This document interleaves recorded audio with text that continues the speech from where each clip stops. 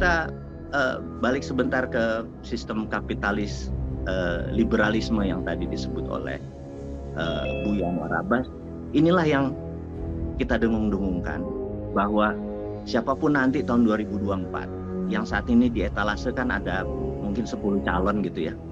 Kita challenge mereka itu. Challenge benar-benar kita tantang mereka itu.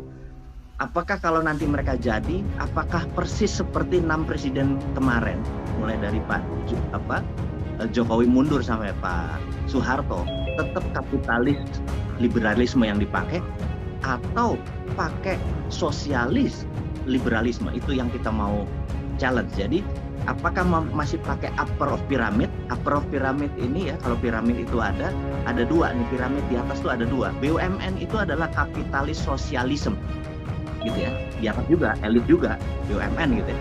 Kemudian kaum oligarki adalah kapitalis liberalisme. Jadi itu di kiri ada sosialis kapitalisme yang BUMN, di kanan ada oligarki. Ini udah mau zamannya SBY, mau zamannya Soeharto, zaman Jokowi, itu yang dimainkan yang di atas terus gitu ya. Pertanyaannya adalah kita challenge nih teman-teman yang di etalase politik 2024 yang saat ini menari, yang lagi nyari panggung gitu ya. Apakah dia mau masih make ini atau punya yang baru? Itu yang kita mau challenge. Punya yang baru artinya kembali ke pelajaran The Winner Takes All. The Winner Takes All itu bukunya di awalnya tadi cerita tentang anak muda yang kaya lebih sedikit karena yang tua sudah lebih menang. Yang kedua seperti sistem dolarisasi tadi, di mana currency dolar asal dipakai dimanapun, sebuah keluarga yang di Basel itu mendapatkan benefit.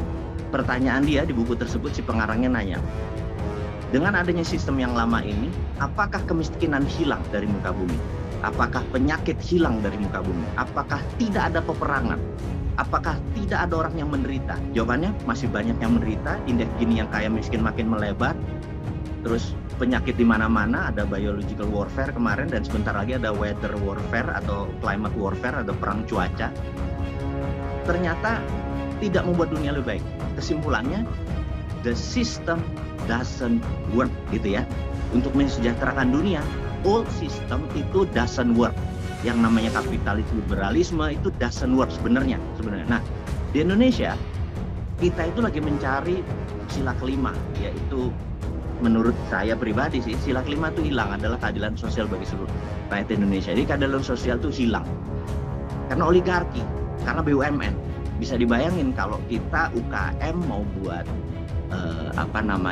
ginkgo biloba untuk dicampur jahe gitu ya, ternyata import dari Koreanya harus perusahaan BUMN. Ya kapan UKM-nya menang? Karena proteksi BUMN ini. BUMN itu nggak kerja orangnya gitu ya, cuman memperkaya direksi BUMN, negara nggak kaya. Contohnya ada 800 BUMN di Indonesia, valuasinya sekitar 5.000 triliun, omsetnya cuma 2.000 triliun, padahal harusnya 1:1.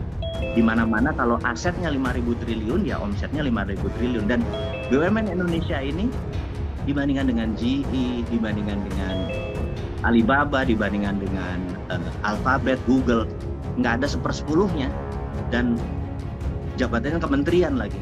Jadi di sini kita mau mengingatkan bahwa kalau elitis kapitalis dan elitis sosialis ini tidak diubah, maka siapapun yang jadi nanti 2024, whoever, termasuk perpanjangan 3 kali masa jabatan, monggo saja, atau Gibran mau jadi juga monggo saja, atau Ganjar atau Anies, saya rasa tetap kapitalis liberalisme dan kapitalis sosialisme tetap pakai BUMN dan tetap pakai oligarki.